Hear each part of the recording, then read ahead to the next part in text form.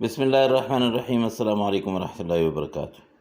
प्यारे नाज़रीन, कैसे हैं आप सब लोग। उम्मीद करता हूँ कि अल्लाह पाक की रहमतों के ज़रिए साया खैर व आफियत से होंगे।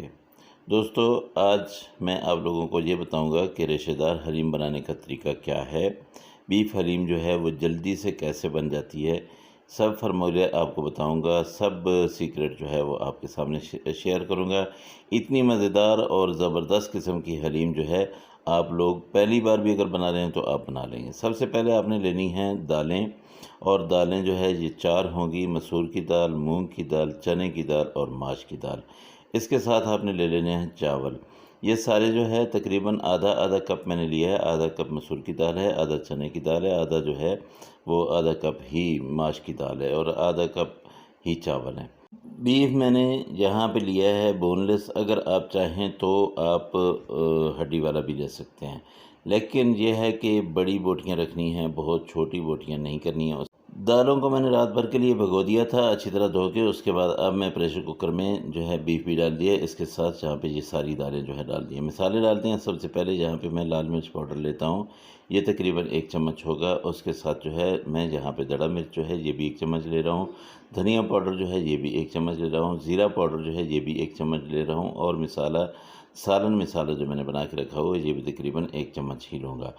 नमक जो है आपने 1 चम्मच जो है ये भर के डाल देना है। अगर आप कम खाते हैं तो थोड़ा कम कर दीजिएगा।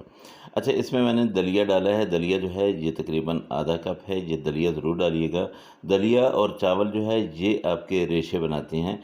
हम लोगों को गलतफ़हमी ये है कि हम समझते हैं शायद हम जो डालते हैं ना यहाँ पे बीफ, तो उस बीफ से रेशे बनते हैं। बीफ से भी रेशे बनते हैं, लेकिन इसके साथ जो है चावल, दलिया, दाल, माश ये भी जो है एक किस्म का रेशे ही बनाते हैं। अब यहाँ पे मैंने आधा घंटा जो है इसको प्रेशर कुकर लगाया। आधे घंटे के बाद जो है मैं देखता हूँ कि क्या सूरत हाल है। उम्मीद है कि दालें हमारी गल चुकी होंगी, उसके साथ साथ जो हमारा बीफ था वो भी गल चुका होगा। अब मैं इसमें से जो बोटियाँ हैं वो सारी की सारी निकाल लूँगा, और इसके मैंने बनाने हैं, इनको ठंडा करके इनके मैंने रेशे बना लेने हैं।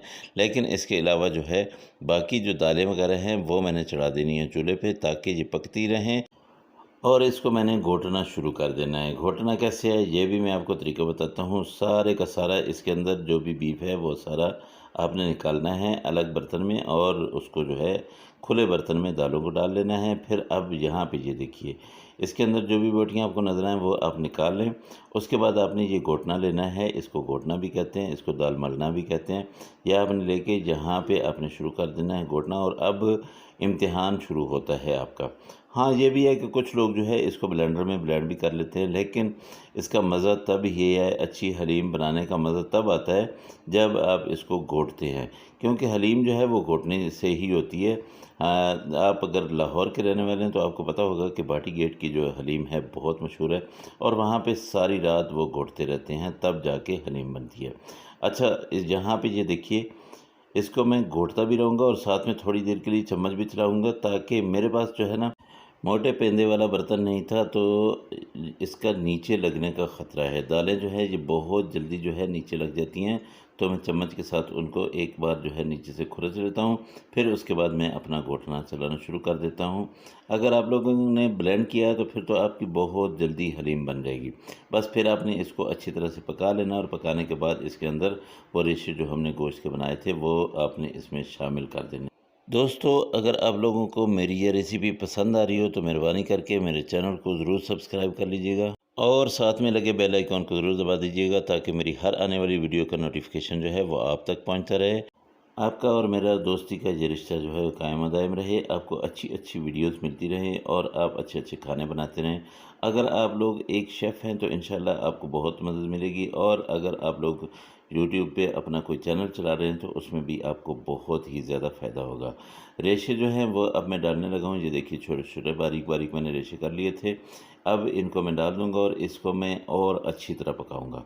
इसको अब 1 घंटा तकरीबन मैंने और पकाना है। उसके बाद मैंने इसको छोड़ देना है। अब यहाँ पे मैं ले लूँगा प्याज। प्याज जो है ये तकरीबन 3 दरमियाने साइज़ के प्याज थे, इनको मैंने बारीक बारीक काटा है। इसको मैं फ्राई करूँगा प्याज को, और प्याज को दूसरे चूल्हे पे अब चढ़ा लेते हैं। ये देखिए प्याज जो है ये आहिस्ता आहिस्ता इसकी आँच जो है वो दरमियानी आपने रखनी है, और इसको आपने फ्राई करना है, जलाना नहीं है। इसको अच्छी तरह से फ्राई कर रहे हैं, गोल्डन ब्राउन जो है अच्छी तरह से हो जाएगा, तब आपने इसका तड़का लगाना है। इसको आपने इस हलीम में शामिल कर देना है। इतना मज़ेदार, इतना टेस्टी कि आपकी सोच है। ये नेक्स्ट लेवल तक ले जाने वाला ये प्याज होता है हलीम को। जब भी आप ब्राउन करके प्याज डालते हैं तो एक ख़ास किस्म की खुशबू जो है, महक जो है आपके दिमाग में आ जाती है आपके।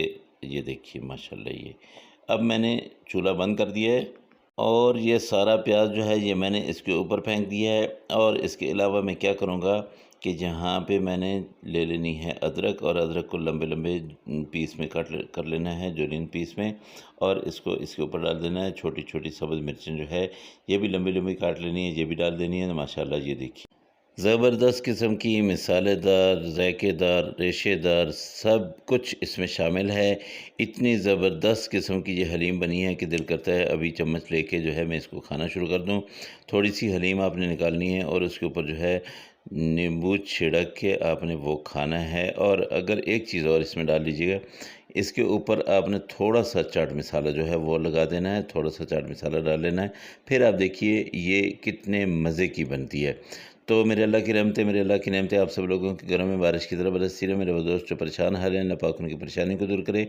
जो बीमार हैं, अल्लाह पाक उनको शिफाए कामिला अजला अता फ़रमाए। इंशाअल्लाह अगली रेसिपी में फिर मुलाकात होगी। मुझे इजाज़त दें। अस्सलामु अलैकुम व रहमतुल्लाहि व बरकातुहू।